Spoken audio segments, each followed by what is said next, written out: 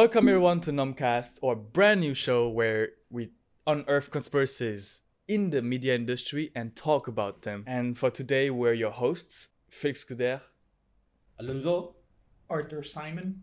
and as per usual, like every podcast, if you're listening on Spotify or your favorite podcast app, we actually have a video version available of our podcast on our YouTube channel. In this very first episode, we'll be talking about a very specific type of education that hopefully everyone here, including teenagers or adults, are familiar with. For sure. And that is sex education. We'll be reacting to this very famous Netflix series with the same name as a reference, Sex Education, and reacting and talking about all the topics within the series. Exactly. all right.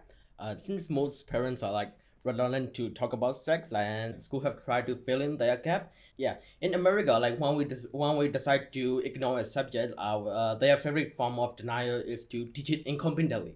Familiarity without knowing, without understanding is not only the basis of our family, and it's also the basis of our education system also. Yeah. And it's what's in Thailand, because with the recent news, like they want to straight up ban the show because they believe the content in the show is very inappropriate. There's an article from Thailand. They talk about how the number of teen pregnancy like arise in COVID-19 situations. At the same time, like Department of Health called Bayathai have been focusing on creating a media of knowledge about right of contraception and the importance of getting pregnant when you are ready and safe sex through social media. Either way, we're here to evoke that. Okay, Right? yeah, well, Thailand is completely screwed on sex education. Yeah. That's for sure. Yeah. Yeah, anyway, we're going to be talking about the show. There are a lot of messages in this show and a lot of genius kind of twists that you could probably use to have your sex life be better.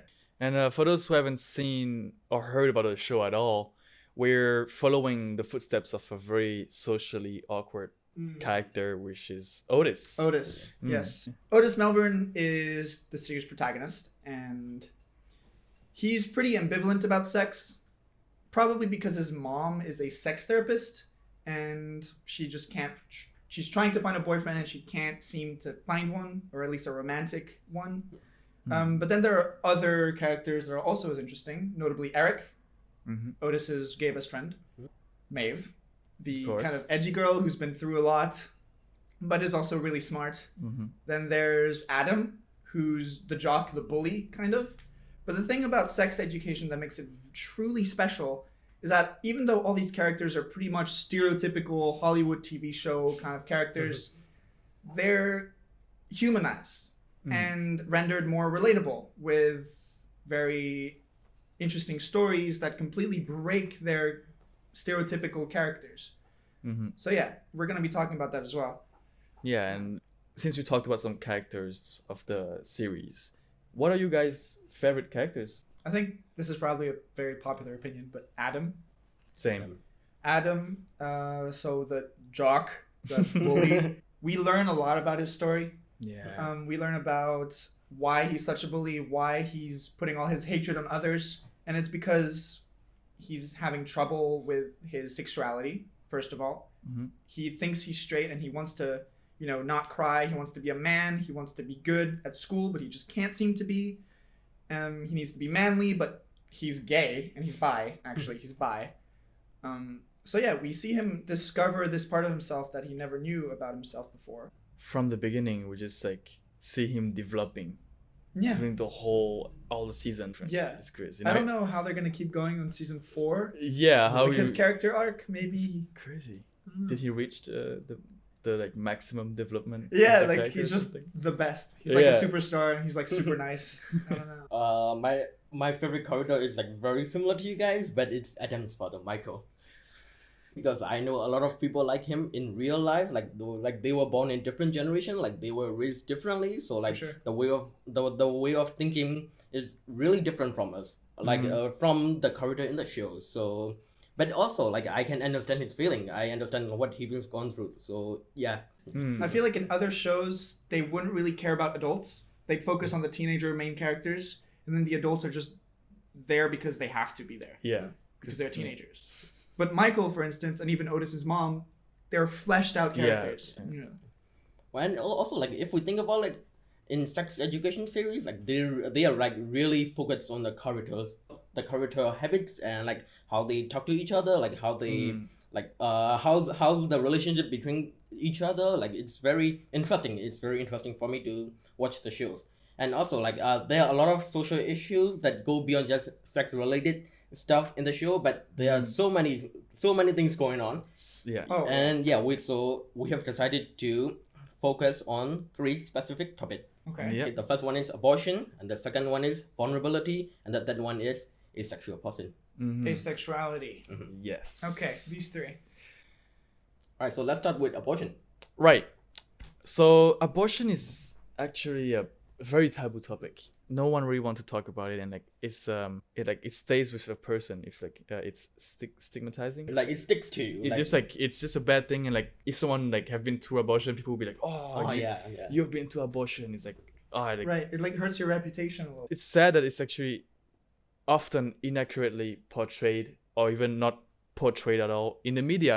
I'm very thankful for sex education because they actually like showed it, talked about it, the abortion. Mm-hmm. But it's one of the biggest fears of a couple, you know, like when like I don't know, you went through like an unprotected sex or like something happened with the condom or whatever.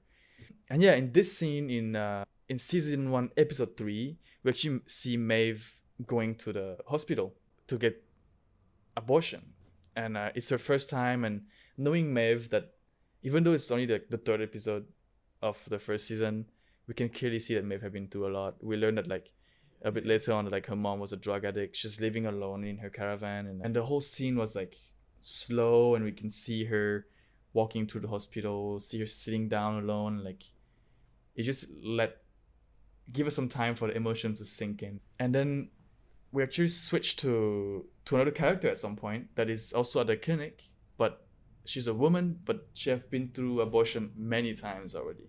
She's actually there sitting near Maeve at some point, and she's just trying to comfort Maeve and another girl that was there that we don't really know.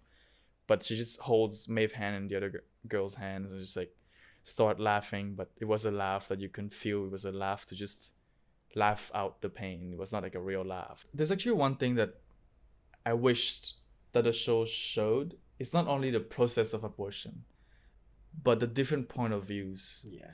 The one that support abortion and the one that are against. And those that are against it call themselves pro-lifers. Right. And yeah, and like right now, if you go on social media and stuff, you can really see it. The people are like always clashing, always protesting, and I mean, there were protesters in the scene. There weren't that many. There were just like maybe 2 or 3 just waiting every day in front of that abortion. Yeah, clinic. but it's very very aggressive actually. When you see like the videos online, they're like horrible. Those protesters are they're like crazy, like in the name of Jesus, you know. It's like crazy. They have like a very strong religious view on this specific topic. Yeah.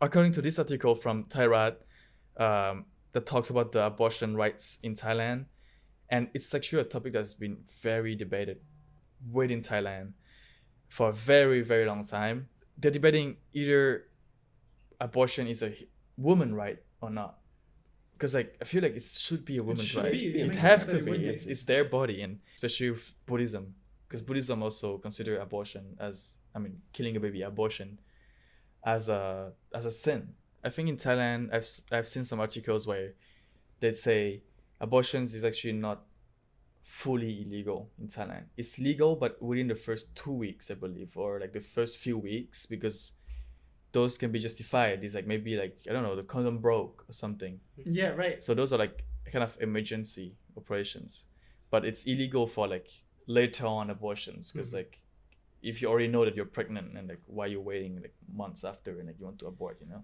And that's why sex education is here. It's for teaching about sex, safe sex. So Yeah. So what about morning after pills? What do you guys think about it? Well, I'm not a girl. I've never tried one, but I've heard, I don't know, morning after pills. I've heard like when I had my own, you know, like relationship, they would not take them. They prefer just me putting on a condom, because pills could be pretty dangerous. Yeah, they have their own side effects. They have their own side effects, yeah. Especially for morning after pills. I think there might be other pills that actually work better. Morning after pills are actually became very popular now within the teenagers, and because it's actually very effective when you think about it. It's like up to 90% effective within a 72 hours window after you had the unprotected sex, and it's actually very, very popular. Birth control is supposed to be a better pill than morning after pill. Much better. Birth control is like before the intercourse. Birth control is before. Before the intercourse, and like the emergency pills, like the morning pills, are like after the intercourse.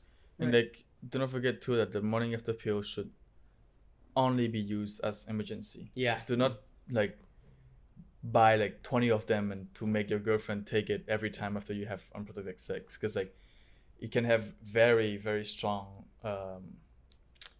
secondary effects. Right. Like, and you know, like. And the thing with morning after pills, like there's no shame in it. There's no shame in buying it. There's no shame in using it.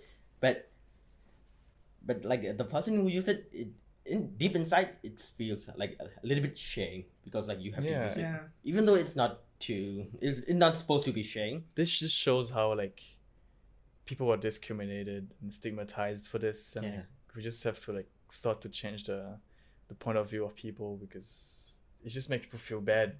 And it's just to save themselves. Like, it's just crazy. It's just an emergency, and like people still like, no, that's not good, and like, why?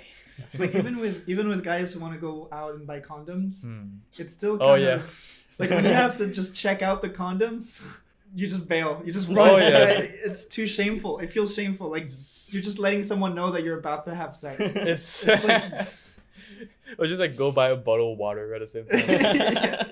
But yeah, and we actually see in the series a scene of Ruby and Otis that goes to buy the morning after pill. So Ruby and Otis had unprotected sex, and then the next morning they went to a pharmacy, and they're both sitting outside and just saying like, so who's gonna buy the morning after pill? Super awkward. Because like, Ruby didn't want to go buy, because like we know the Ruby in the beginning, she was like very like egocentric person, where like she want to keep her ego, and like she don't want people to see her buy morning after pill, because then you make her feel ashamed. That's not what she wants.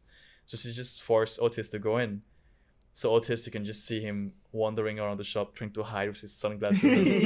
Okay, got the pill, and like okay, he go to the counter and try to pay, but the pharmacist, she's like, no, morning after pill, it can only be the girl that buys it, the person that needs it have to be the one that buys it. And like Ruby comes in, but like you can still see all this like standing way behind her, hiding to not be connected. It's kind of like looking around like.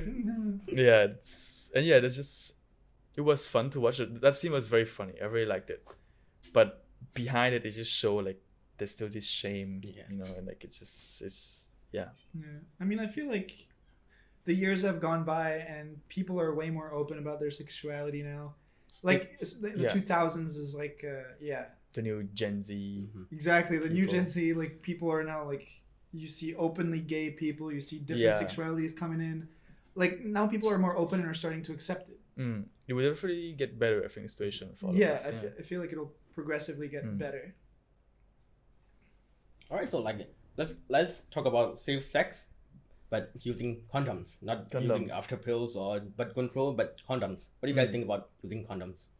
Using condom is great. I mean, just at this point, after all we said, I think just wear it. Just like condoms may be like uncomfortable. It may not like be as pleasant, but some people will be like, but for the man, you don't feel all the stuff, and like you want to feel the whole experience, but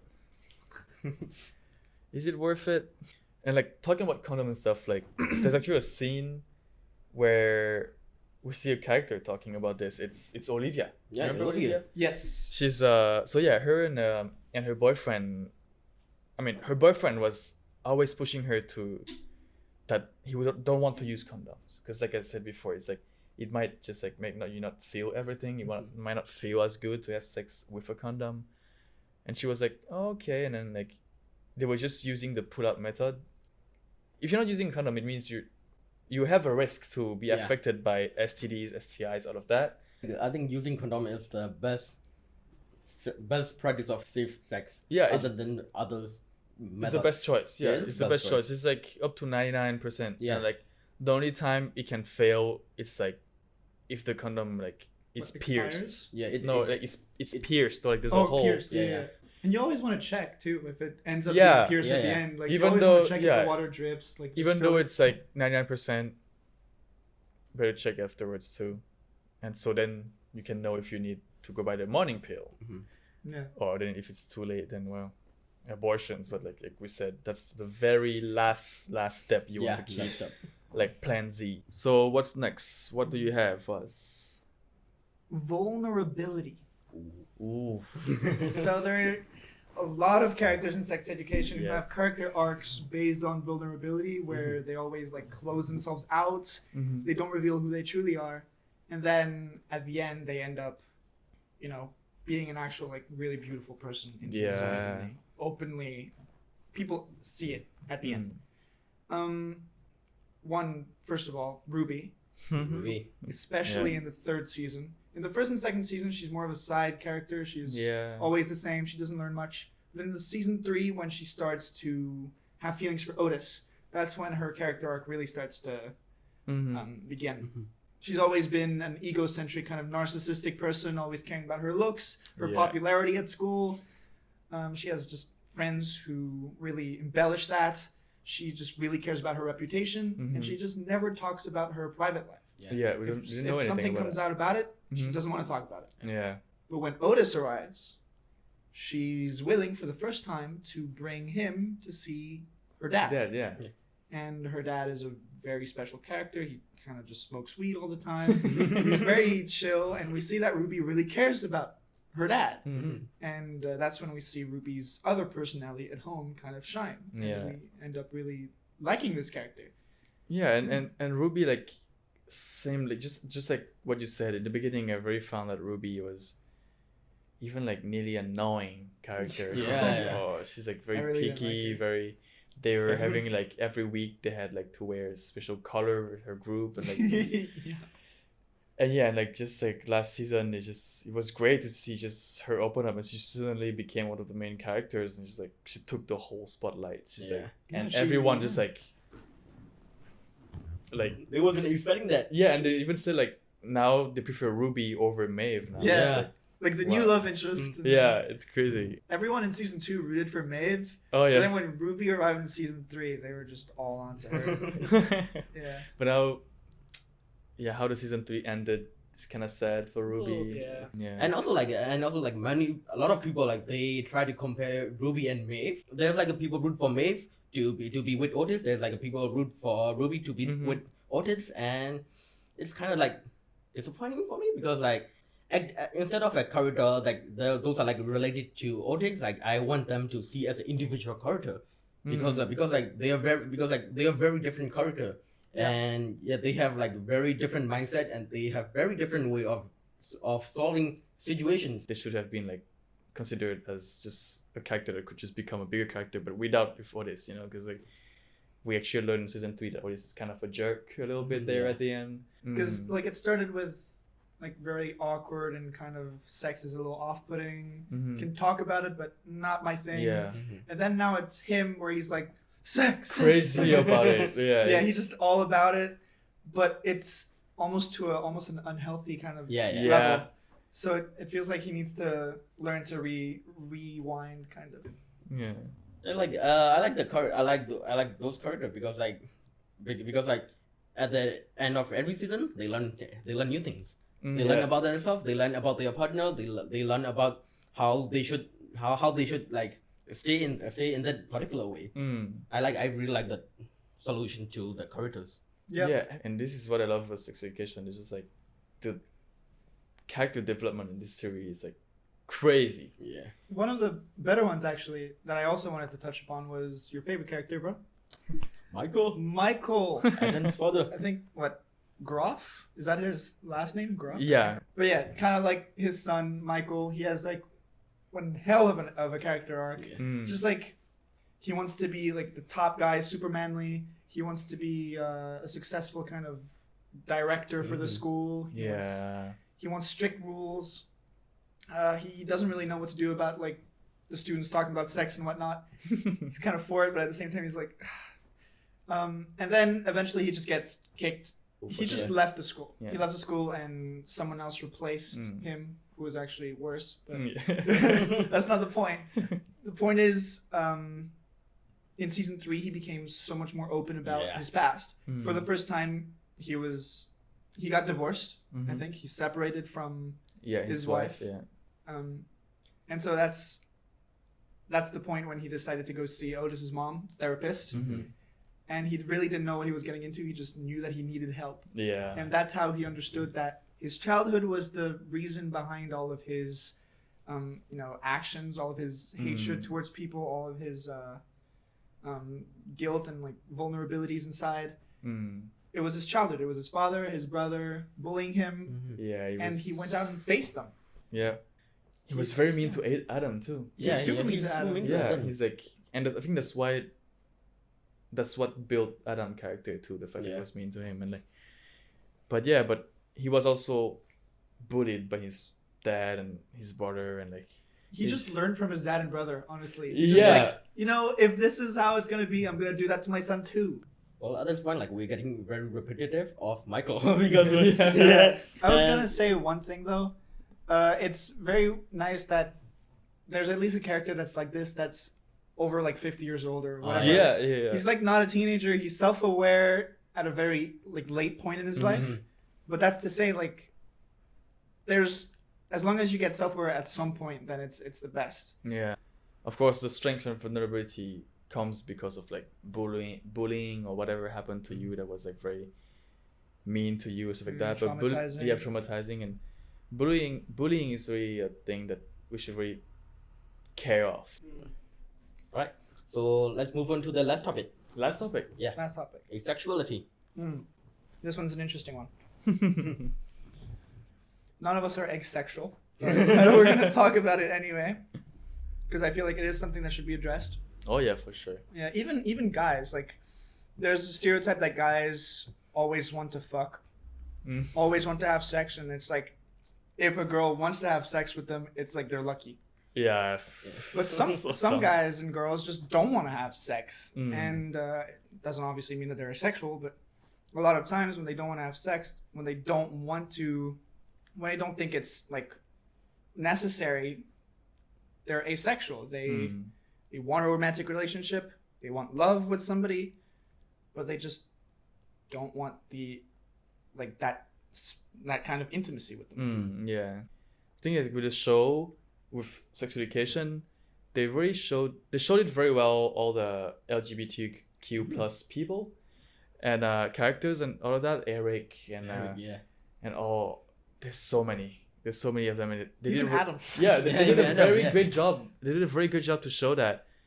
But the thing is, like, asexuality, like, they barely talked about it, Yeah, they barely talk about it. and like they just barely talked about it. It was Florence in season one. She was not memorable. It was a very short moment too, and like. And she looked like another character too, so Yeah, it's like yeah, super yeah. like confusing who she was. And she was just, it's that part. She was just like talking to herself. I mean, not to herself, but she was talking to someone that she thought that she was like, it was her fault, Yeah. that like she feel like she's broken. I think at some point she said she's broken. She felt broken. Because like she didn't enjoy the sex and she didn't like that. And, like, but yeah, and like it was too short. I feel like they should have talked about it more. And, like Yeah. maybe made more characters. Oh, we need to know more about being a sexual person. Yeah, and like, I mean, they could have expanded her character. Yeah. oh yeah, much more. She could have come back and like We never actually see her in a loving relationship. we never saw her again. Yeah. And, like, The only thing we saw about Florence is like she want advice from Otis, but but Otis is like he cannot guide her very well. So like he just straight up said like she's not ready for it. And those kind of words are like very hard to hear as an asexual person because like they feel like something is wrong with them. But later, she got guided by a real therapist. So and then she knows what she wants and she understands what kind of person she is. And that's very amazing jobs they done with the show. Yeah. And like I said, I didn't know about asexuality at first, but then like I discovered recently that like in Thailand there's actually like some very big celebrities that are asexual. Really? Like there's a Thai singer. I mean, there's a Thai former singer, Kun Pattaradanai, a former member of Chaotic, a very old music band of like early 2000, and actually used to like listened to that group a lot, but like then I start to forget about all the members. But then like now he came back on the news because he actually now, what's that word? Like opened up. Yeah, he kind of Come came out and like Yeah, he Came came out, I guess. as an asexual and what he said is like he was just too afraid to be broken because of relationships, you know. And now he just want to hang out with people without thinking about sex at all. It's actually great because like we need to see more of this because like Yeah, we need to see more. I barely heard of asexual people and like it's great. It's coming out and Absolutely. yeah. All right, that's all the time we have for this episode, and of course we're not able to touch on all the topics that they have on this show because there's way too many. There's like sexual trauma, school uniforms, transgender pronouns, being confident, and communication with parents, partners, and all of that. There's a lot. There's way too many to talk A about. lot of different topics. Yeah. Even one that I was kind of. It was weird that they mentioned it only in season 3, but basically, not sexual, small penis misconception. Like Yeah, when that guys like just think they have a small dick and they think that they're never going to make it into the Yeah. like have a sexual life and stuff. I don't know why I'm mentioning it. But it's great. All right. So let's wrap this up. Right. Thank you all for listening, and I hope you gain some inspiration or knowledge from our podcast. And remember, no matter what you always going through, like there's people always to support you. Yeah. And even though there's no people, you can always send a message to us, and we will try to reply as much as we can. Yes. And yeah, and don't worry, we'll always be there. Yeah. Be there. Okay. For you. I'm calling you now. It's a text it. All right. We're not done yet. Oh. Thank you very much for watching and listening. Goodbye. See you next Yeah. time. Bye. Bye. Oh, sex education. Can't wait for the next season. Maeve is